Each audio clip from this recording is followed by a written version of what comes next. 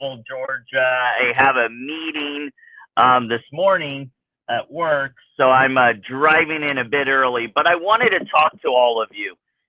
Before I dive into today's topic about religious extremism and how the military is targeting Christians, traditional Christians, um,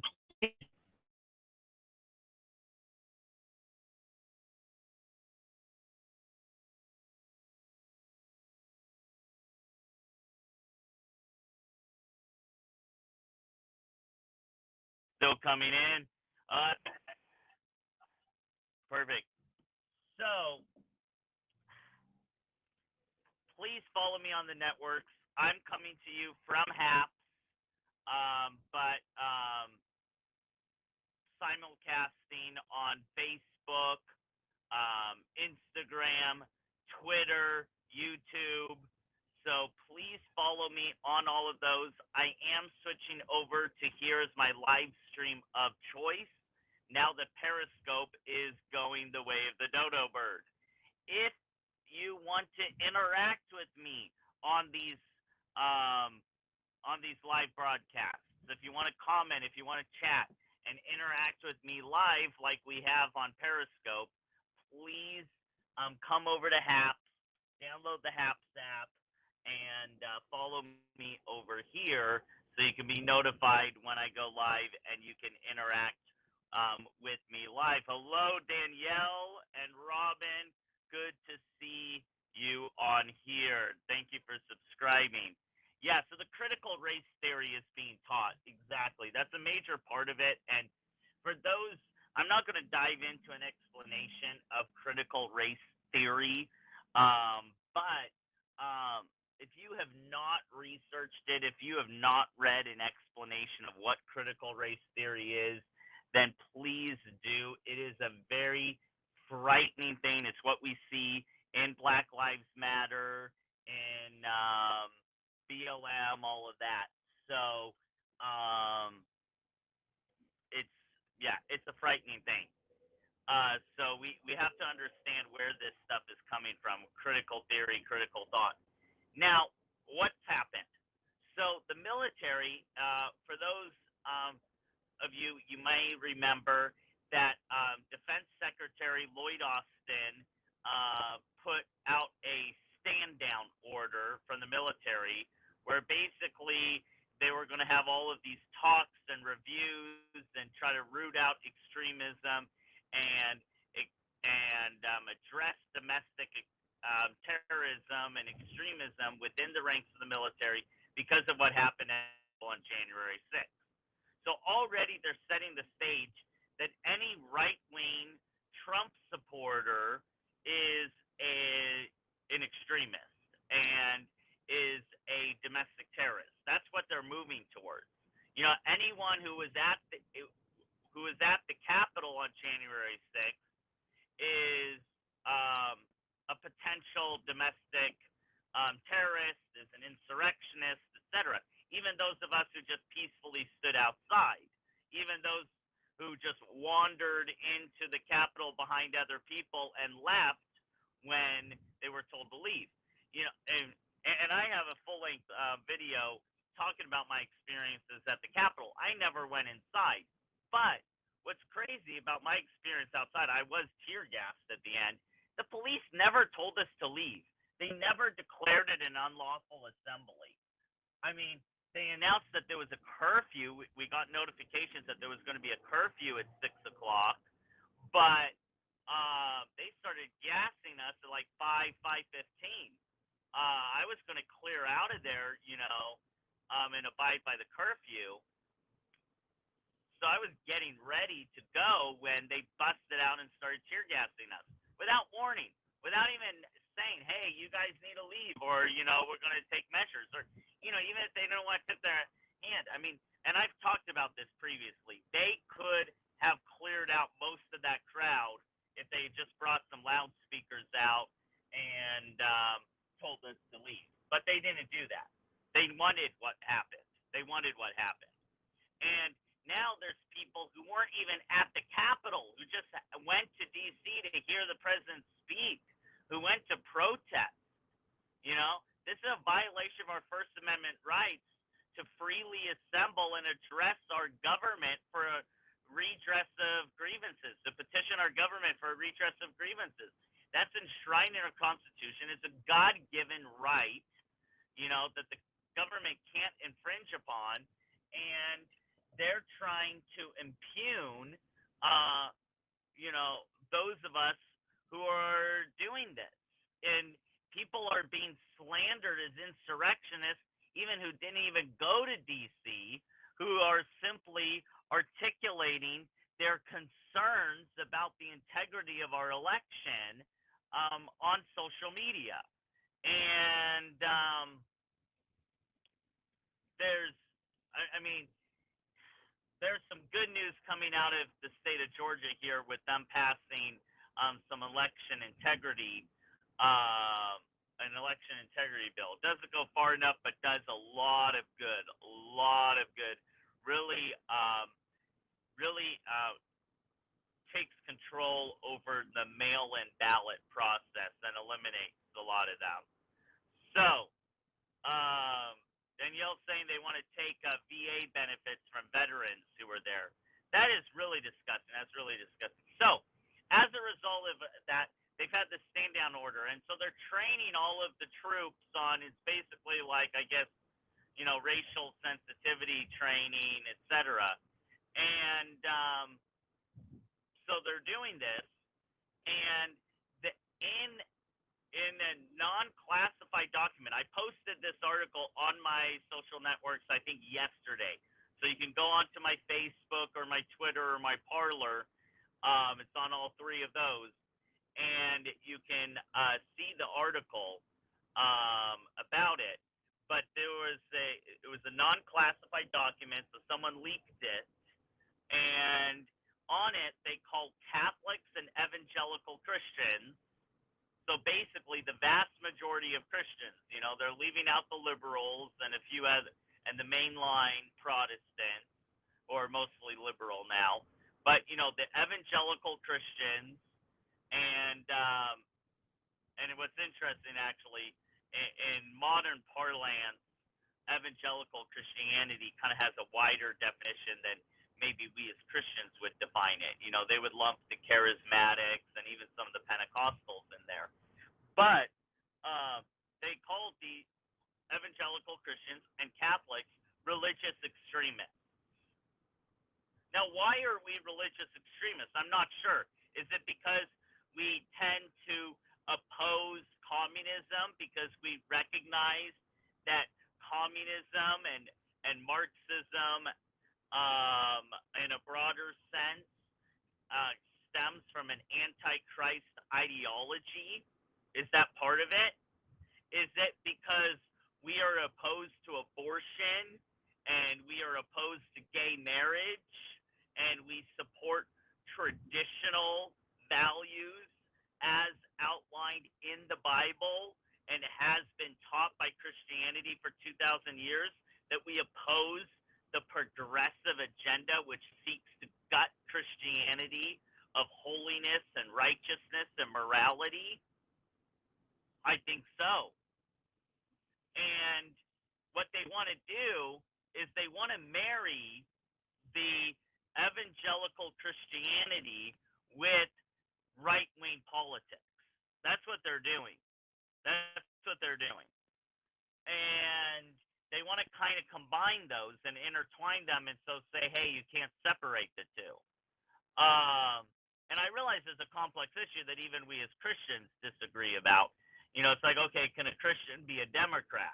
Can a Christian vote for a leftist? And that's a whole other topic that I don't want to dive into right now. But overall, evangelical Christianity is the fuel of the Republican Party. Romney and McCain lost their elections against Obama because they didn't have enthusiasm and widespread support among evangelical Christians, that a lot of evangelical Christians stayed home. Trump won his election because evangelical Christians showed up and voted because they were scared of Hillary. And he won the 2020 election for this for a similar reason. The evangelical Christians showed up because of what he had done for Christianity during his first term. Now, the fraud stole the election, but when you look at the numbers, the Christian community showed up in record numbers for President Trump in 2020. Now, what happens in a communist revolution? You see, you have to see almost everything that's going on right now. You have to see through the lens of you have to see through the lens of a communist revolution, and and and, and I'm not a fan of Pope Francis either, and you're correct, exactly right, Danielle. The Pope Francis is a compromiser. He is a Marxist. There is a traditional Catholic. He's actually a convert to Catholicism. His name is Dr. Taylor Marshall. He wrote a book. I haven't read it, but I've heard nothing but good things about it. And his book that he wrote is called Infiltration. And so one of the things that he's talked about, him and Archbishop Pagano, is, and I'm not sure if Dr. Marshall uses this term, but Archbishop Pagano uses it, is there's a deep church. So just like there's a deep state, there's a deep church. And Dr. Marshall talks about the infiltration of the Catholic Church by the Marxists, by the modernists, etc. And so one of the things that has to be understood when we look at the Catholic Church is that the Catholic Church is a lot bigger than the Pope. The Pope is not the dictator of the church. And the church relies on tradition, etc. So there's a lot that the Pope can't do, even if he wanted to. And so because of that, the Catholic Church is a real threat to the New World Order. Even though there's so much of the Catholic hierarchy that has bowed their knee to that New World Order and are helping advance it, the church is actually also in opposition to it. And so we're gonna see more and more animosity. That's why you see like the hate that was poured out towards Amy Coney Barrett for her Catholic faith in her confirmation hearings. Same thing with Justice Kavanaugh. So real hatred by the far left towards Catholics. And those of you who've been involved in the pro-life movement, you've seen that hatred in the pro-abortionists, where they show up and there's really a lot of anti-Catholic hate that's really demon fueled. Incidentally, as a charismatic Christian, that's one of the things that kind of convinced me that the Catholic Church has a lot of truth and a lot of legitimacy, because I was like, if the Catholic Church wasn't really Christian, like some Protestants try to make it out to be, why would Satan be attacking it with such hatred? So that's almost a proof of the truth that the Catholic Church has. Now, anyway, I don't mean to go on too big of a tangent there, but the Catholic Church is a major threat, and same thing with the Evangelical Church, and I'm very proud of what the Evangelical Church did in 2020, really standing up against tyranny, standing up against the attacks against Christianity. They did a better job here in this country than the Catholic Church. I can tell you that, when it came to standing against unlawful lockdowns, etc. Now we fast forward to what's happening now with the military, and this is just a harbinger of what's to come. And if you understand this in the context of a communist revolution, like I was saying, what happens in every communist revolution? You need the boogeymen. The communists, you need the oppressors. And that's part of critical theory, is that they are making this into a racial thing. And so you always need the oppressor, and you need the oppressed. So you had the ruling class, the aristocrats, the nobility, the royalty, and the workers, and it's pitted against each other. Well, they're turning into a racial thing right now, and so it's the um, it's the minorities against the oppressive system of white supremacy, etc. And that's what they're doing right now. And so we need to be aware of what's going on. Real talk. We need to be aware of what's going on.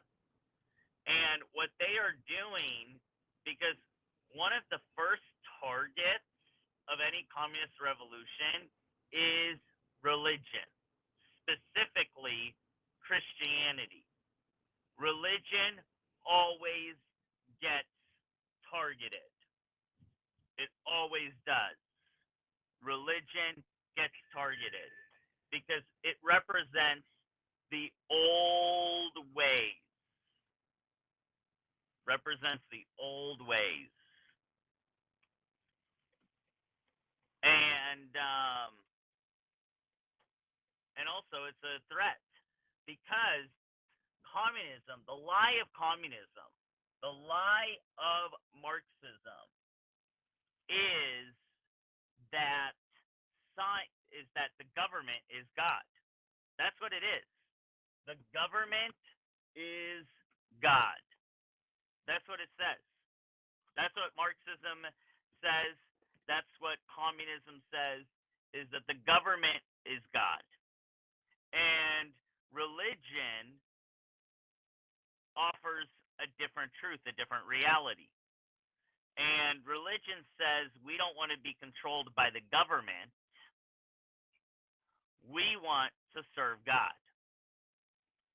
And so that's why, in Mao's Cultural Revolution, he stamped out religion.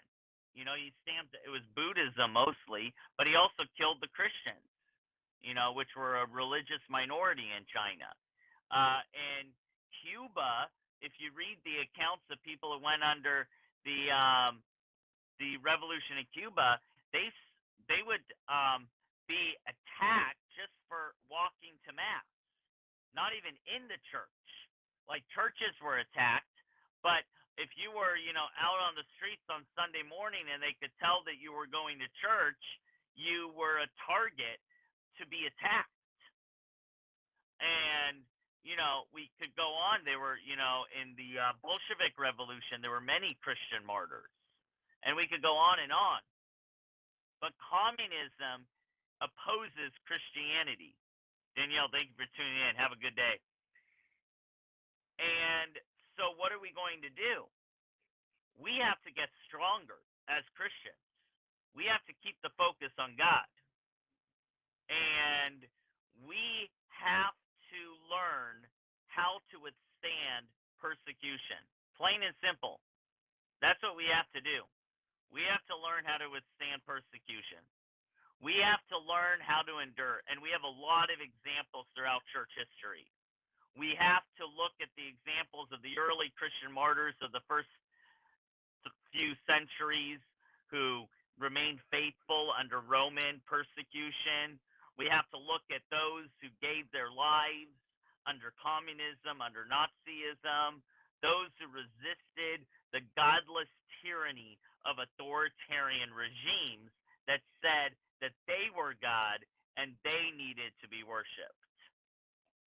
We need to stand up to that. Plain and simple. And we need to recognize that persecution is coming. Because when you have the highest levels of our military saying that Catholics and evangelical Christians are religious extremists and linking that to domestic terrorism, putting them in the same groups as the KKK, we need to watch out. because already I'm seeing it, even from my own family members. They're vilifying. I have family members who have bought into the far left Marxist lies, who say, "Well, I'm a progressive because of my Christianity." So they've adopted a strange Christianity, a heretical Christianity that rejects the fundamental truths as taught by the church. And I have family, I have friends, and you know what they do is they basically call me a bigot. I mean, I had a cousin who said, "I pray every day for our family that the hate will be removed from their hearts." Now, my family are not hate-filled bigots. They're not. And she was talking about like their support for Trump. I mean, that was the context of it. It is scary, Deborah. It is scary. And I'm seeing that. I see that in their writing, of that arm, where, evangelical Christians are hate-filled bigots, because we don't think that two men should get married, or we believe in the nuclear family. Now they're even attacking the idea of opposition to premarital sex. Like it's bad that we believe that sex should only be in marriage. Like that's wrong. And they twist scripture. They're like, "Well, really, where is it in the Bible that opposes premarital sex? I mean, it condemns adultery, but if two people who aren't married want to fornicate, is that really fornication?" Oh, Lord help us. We are seeing an apostate, non-biblical Christianity. Progressivism, and I want to do a YouTube video on this, progressivism is incompatible with Christianity because God is the same yesterday, today, and forever. God doesn't change. Morality doesn't change. And it's a Gnostic heresy that says we are now so enlightened in today's era that we can reject thousands of years of Jewish and Christian teaching on what morality is. We can move past that point. That's a heresy. That's a heresy, my friend. So we need to be on guard. And you know what? We knew, I know many of you, if not all of you, knew that this was a battle between righteousness and evil, the 2020 election. This was a confrontation between light and darkness. And we're seeing it playing out right now in our government. An evil regime has taken up residency in our government, in the executive branch, that seeks to destroy what is good. And so we need to stand up. We need to exercise our political rights as Americans, but most of all, we need to pray. Because the only answer to this mess is a spiritual answer. Now we need to marry, our spirituality, our spiritual warfare with warfare in the physical realm, in the and I'm talking about the political realm, peacefully and democratic. I have to always make that asterisk now. We don't want violence, but we'll see. We'll see what happens. We need to pray. And out of that place of prayer, we'll ask God how he wants us to act and how he wants us to mobilize politically. So thank you all for tuning in across my various platforms. Please follow me on Haps so we can interact there. I appreciate the comments today. And please also follow me on all of the other networks: Facebook, Instagram, Twitter, Parler, all of that. God bless all of you. Have a wonderful rest of your day, and may God have mercy upon the United States of America.